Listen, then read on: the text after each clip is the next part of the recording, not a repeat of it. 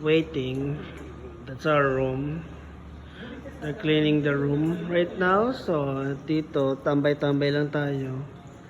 Habang nag-aantay tapusin ng kwarto. Second day. And I'm still on a lobby level. Hindi pa rin ako nakakaikot dito. Dahil itong buisit na gout na to at knee pain, ayaw tayong lubayan. Nasasayang na yung 2 araw natin.